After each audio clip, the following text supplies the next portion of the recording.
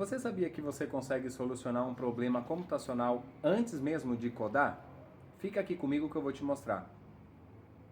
Bom, pessoal, vamos lá. Peguei um problema simples, que é a soma de dois números, tá? E a primeira coisa que a gente precisa fazer quando a gente tiver um problema computacional para resolver é pensar no EPS, tá? Que é entrada, processamento e saída. Todo programa ele possui a entrada, o processamento e a saída, tá? Então, vamos resolver esse problema aqui, ó. Soma dois números. Qual seria a entrada desse problema? Se você respondeu dois números, você acertou, né? Então, ó, vamos supor que o usuário ele vai digitar dois números. Ele vai digitar, né, o primeiro número, o segundo número. Então, vamos lá, ó, o usuário aqui ele vai digitar o primeiro número. Vou colocar N1 aqui, certo? Eu vou colocar um círculo aqui. O N1, tá? E aí ele vai digitar o segundo número de novo, né? Então ele vai digitar aqui, ó, N2.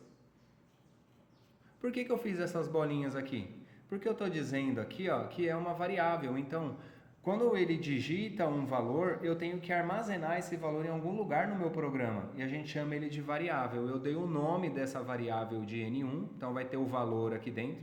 E eu dei um nome de uma variável N2, que vai ter um valor aqui dentro também, tá? Então ele digitou lá, por exemplo, 2, né? Aqui, ó, no N1 ele digitou 2, ó, por exemplo, e no N2 ele digitou 4, tá? Então, ó, ele digitando 2, a variável N1 fica com 2, ele digitando o 4, a variável N2 fica com 4. A gente armazena elas nessa variável, tá? Beleza, essa é a entrada. A entrada do programa são dois números. Agora o processamento. O que é o processamento? É o cálculo que o seu processador vai precisar fazer para poder apresentar um resultado. Então ele vai fazer o cálculo. O que é? Não é a soma dos dois números? Então, ó, ele vai pegar o N1, né, e vai somar, porque ele vai fazer a soma, né, mais o N2. Então, ele fazendo essa soma, ele vai armazenar esse valor, a gente vai armazenar esse valor numa variável que eu vou chamar de resultado. Ó, vou colocar result aqui, ó. Ele vai armazenar esse valor aqui, dentro dessa variável result, né? E qual que seria o valor? Então, ó, N1 é 2, N2 é 4, então vai ser 2 mais 4, né? Que é igual a 6. Então, ele armazenou esse valor. Olha o passo a passo, ó. Primeiro, ele vai digitar o primeiro número. Em segundo lugar, ele vai digitar o segundo passo é digitar o segundo número. No processamento, o terceiro passo do programa, ó, é fazer a soma. E o quarto passo, armazenar esse resultado da soma, certo?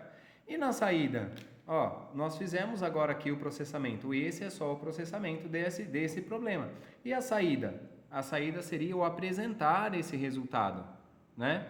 Então, ó, por exemplo, na tela, né, de uma página de internet, por exemplo, né, ó, fazer um browser aqui, ó. No browser ele vai apresentar o resultado, né? Ó, a variável result, né? Que é 6. Então ele vai apresentar, né? Num papel que ele pode imprimir um boletinho lá, né? De um cupom fiscal, por exemplo, né? Ó. Então ele vai imprimir um cupomzinho fiscal, certo? Então ele vai imprimir 6 lá para você. Então tudo que apresenta para o usuário, que mostra para ele, né? Ou impresso, ou na tela, ou emitindo um som, né?